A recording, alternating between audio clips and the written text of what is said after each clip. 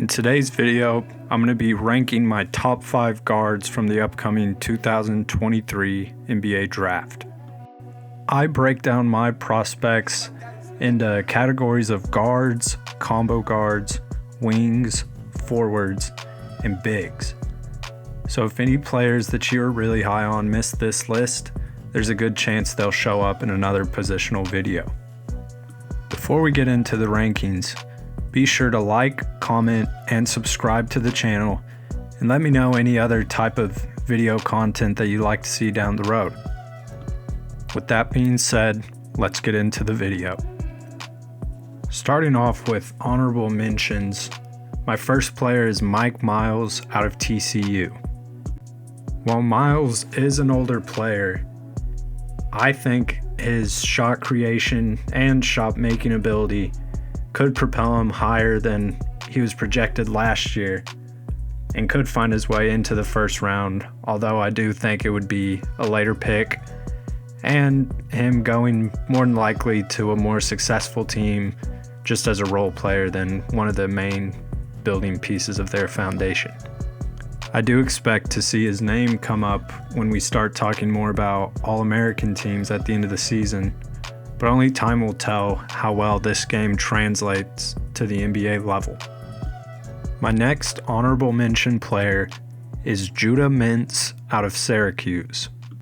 Mintz is one of the better pick and roll ball handlers in this freshman class. He's shown consistently the ability to find the open roller, open shooters in the corner, makes good cross-court passes, and also has the ability to finish well around the rim. I expect to see him taken anywhere from pick 16 or 17 all the way up to early first round.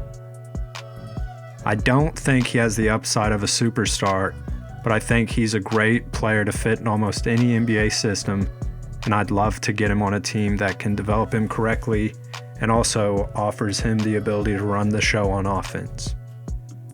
Getting into the rankings, my number 5 guard in this class is Terquavion Smith out of NC State. I thought that Smith last year was NBA ready and could have done really well for himself going to the NBA draft. But coming back for his second season, he's shown us more flashes of that crazy offensive upside, and I think he's also improved quite a bit on the defensive end. His skinny body is probably his biggest downside at this point, but we've seen a lot of players in recent years be able to find good roles for themselves in the league while not having the best body types. At this moment, I think his draft range goes anywhere from late lottery to late first round. My number 4 guard is Nick Smith Jr. out of Arkansas.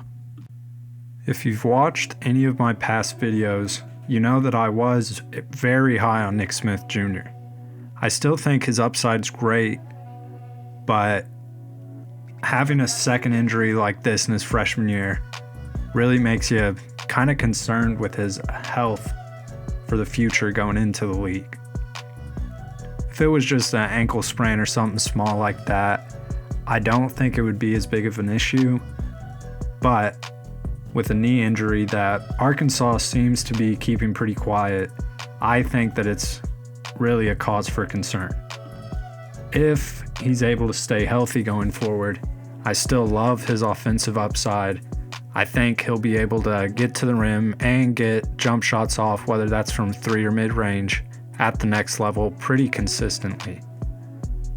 I see him getting drafted anywhere from the 5th pick all the way down to pick 20, really just depending on what teams think of his health going forward. My number 3 guard for this class is Cason Wallace out of Kentucky. I think that the best aspect of Wallace's game is definitely his perimeter defense. If you've watched my past videos, you know that I think Wallace is one of the better perimeter defenders that we've seen in quite some time going into the NBA draft. I don't love his offensive game, but I think that it looks really able to improve in the future. And while he may not be a real consistent three-point shooter, He does enough, such as finding open rollers and bigs hanging out in the dunker spot, to kind of make up for any lack of shooting he may have. With this being said, I don't think he's just an awful shooter. I think it's pretty good, but could definitely be improved on. I'm expecting Wallace to be taken somewhere between pick 10 and 16 or 17. But there's a lot of season left, and if we see big improvements in shooting and overall offensive production, he could keep climbing up even higher. My number 2 guard for this draft class is Amen Thompson from the Overtime Elite. Amen is one of the more polarizing prospects we've seen over the past few drafts. He jumps out the gym and is quick as lightning. I really believe in his passing ability also, and while he's not playing against the toughest competition in the Overtime Elite, I do think he's shown enough to lock him in as a real high-level contributor at the next level. He will need to improve his jump shooting, but if he's able to play primarily on ball in the NBA, I think that this can be kind of mitigated and hopefully can open more doors for him to do other things on the court. As far as his draft position, I currently have him going number 3, but I really don't see a world where he goes outside of the top 5. My number 1 guard for this class, obviously, is Scoot Henderson from the G League Ignite.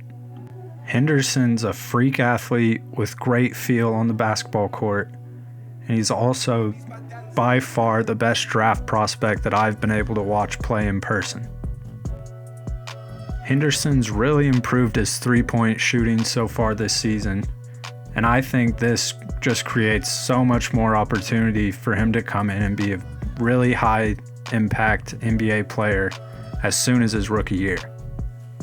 I think that by the time the draft gets here, teams will really consider Scoot for the number 1 pick. And with that being said, I don't think he's going to end up going number 1 regardless of the team.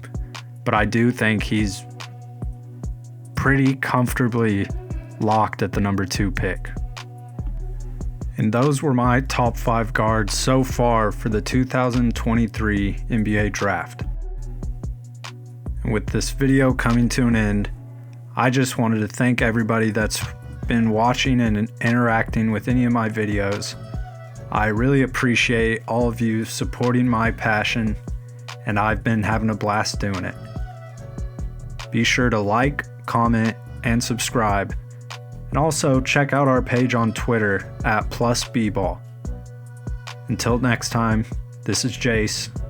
Thanks for watching Plus Basketball.